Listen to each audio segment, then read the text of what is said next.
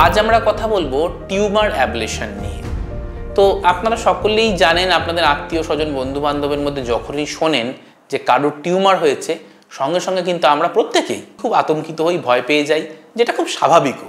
সেটা liver, lungs, thyroid, bones, even kidney, যে অর্গানেই ছোট টিউমার যদি আর্লি ডিটেকশন হয় না, সবসময় কিন্তু সার্জারির প্রয়োজন হয় না।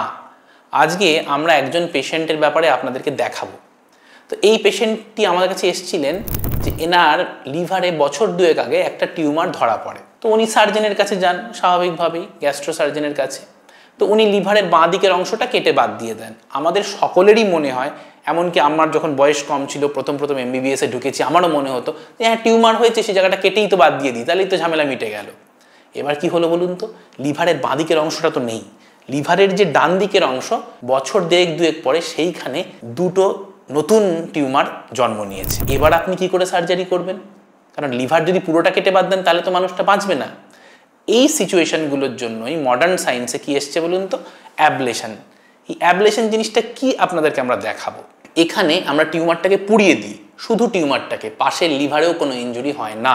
তো এই এত বড় যে দাবিটা করলাম, সেটা চলুন আমরা আজকে রিয়েল লাইফ একটি কেসে দেখে নিই। তো এই ভদ্রমহিলার লিভারে, যেমন বললাম, ডান দিকের অংশে দুটো টিউমার ধরা পড়েছে। উনি আমাদের কাছে এসেছিলেন। আমরা প্রথমে কি করলাম দেখুন, লোকাল অ্যানাস্থেশিয়া দিয়ে জায়গাটাকে আগে অবশ করে নিলাম। পেশেন্ট কিন্তু জেগে আছে বা হালকা ঘুমে রয়েছে। লোকাল অ্যানাস্থেশিয়ার পরে আমরা প্রথমেই বায়োপসি করব, কারণ টিউমারটাকে আমরা যে ক্যান্সার বা নন ক্যান্সারাস যাই বলি, তার তো একটা প্রমাণ লাগবে।